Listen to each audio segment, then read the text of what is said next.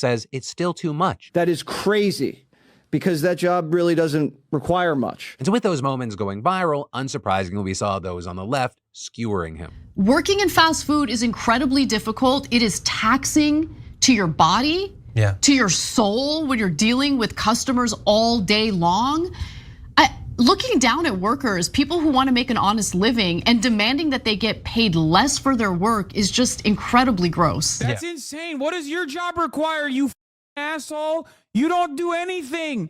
You just sit there, sexually harass the staffers, and just read whatever your producers wrote on a teleprompter, you donkey. How much does Jesse Waters make? I'm gonna look this up right now. Let's take a look. Let's figure it out. Jesse Waters' salary. $5 million a year. You know, with all that, especially because so many different people in so many different places, they watch this show. I gotta ask you, what are your thoughts here? And understandably, there's two stories. One, I mean, what are your thoughts on Jesse Waters just making an ass of himself, trying to do math? But also, two, what are your thoughts when it comes to the minimum wage? You know, someone that's lived in California for a while, I'm more familiar with the costs here. So that's gonna affect my thoughts on what the minimum wage should be. And so if you're in another state where the cost of living is lower, you might have a different take. But also, if I can add one thing, and it is something that I have a gripe with. The argument, and this is kind of very more focused on like the food services industry or coffee shops or just things that aren't traditional restaurants. I think a lot of employers have the knowledge that they are not paying their employees enough. And I think part of that is showcased with the fact that how has everything in the last 5 years become a tippable transaction? And I say this as someone that tips every time. But for things as small as like I'm buying a coffee at a coffee shop, there's a turn of the screen at that transaction now. Either reading 15, 20, 25%, or some places 20, 25, 30%. And understand that's been embraced because employers do not want to raise the price of their products and they don't want to pay their people better. But they're still passing off an extra cost to the consumer. It's just that they're doing it in a way that's not technically that, and it's an awkward interaction for a lot of people. It just becomes about optics. They don't want you to see prices that raised 15% so they can, you know, actually pay their employees a more livable wage, but you're still paying it. And then this is one of the wildest bits of news that you've probably never heard about. In Vietnam, a billionaire real estate tycoon just got sentenced to death for her role in the country's biggest ever fraud case, with the BBC describing this whole thing as the most spectacular trial ever held in Vietnam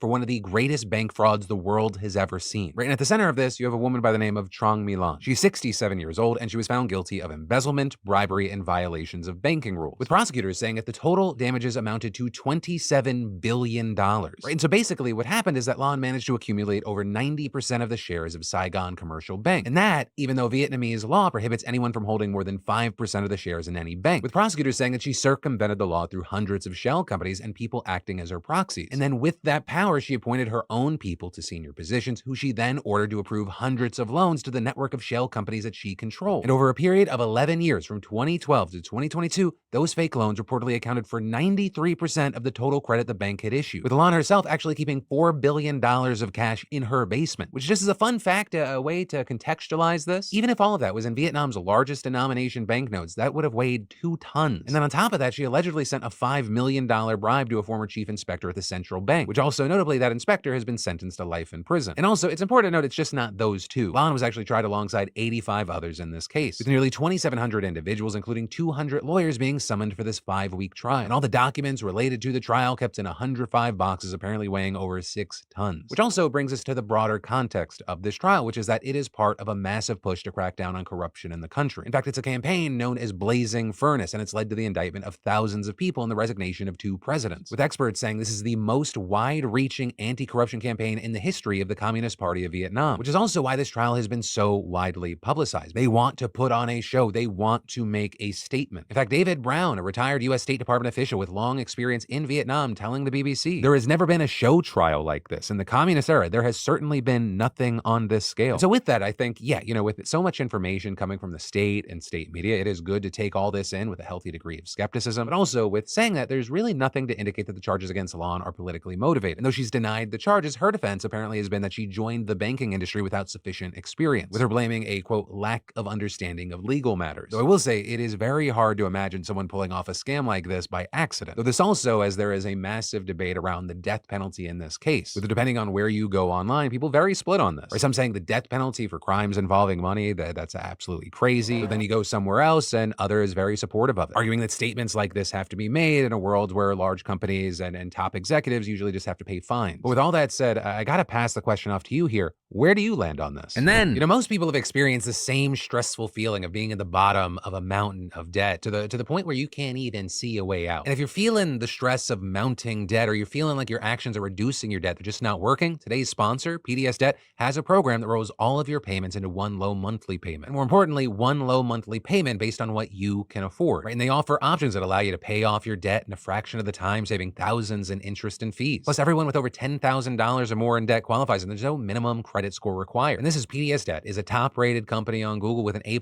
rating on the BBB. And right now, they'll give you a free debt analysis. It only takes 30 seconds, so just head on over to pdsdebt.com/DeFranco. You'll receive a full breakdown on how to save on interest each month and the quickest way to take care of your debt. So just go to pdsdebt.com/DeFranco and get your quick and easy debt assessment today. Because it's time to regain control of your life and live for you, not your debt. And then... So like trying to mix oil and water.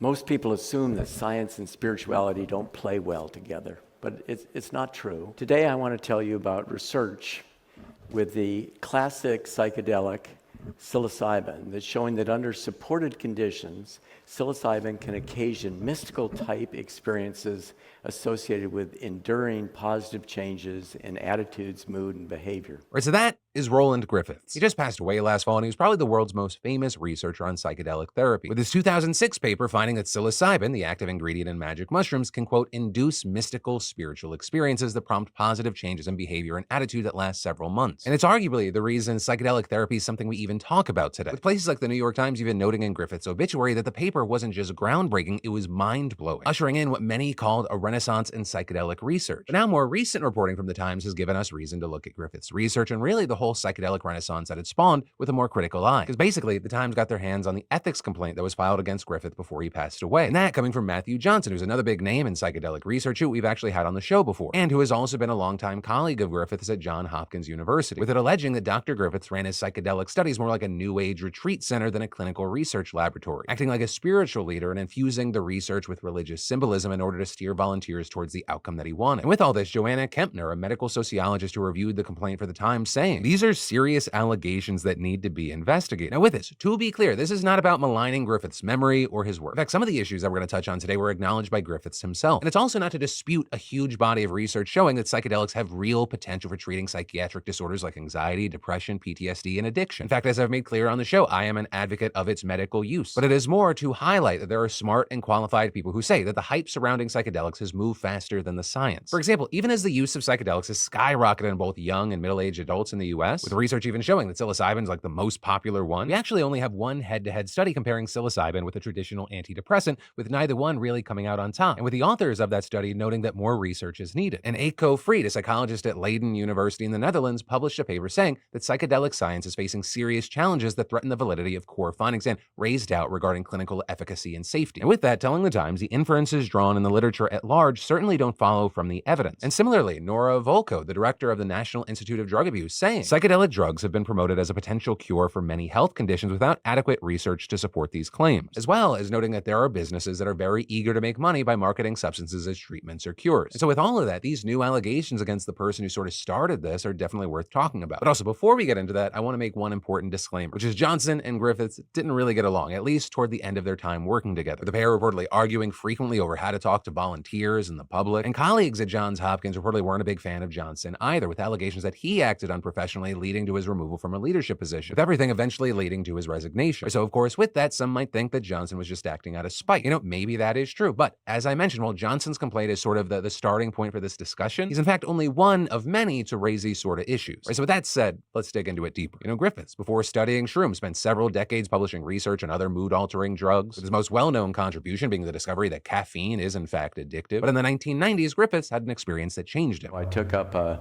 meditation practice that really altered a core sense of self for me. And it got me asking questions about the nature of spirituality and mystical experience, and how some of these kinds of sudden insights and mystical experiences can dramatically change people. And as Roland goes on to explain, he began thinking about how this newfound interest in the mystical could fit into his existing research. And he also met a guy by the name of Bob Jesse around this time, a former tech exec who ran the Council on Spiritual Practices, which is a nonprofit that says it's dedicated to making direct experience of the sacred more available to more people. So with funding from Jesse's organization, Griffiths began recruiting volunteers for his first study on psilocybin, with his team reportedly passing out flyers that said seeking persons committed to spiritual development for a study of states of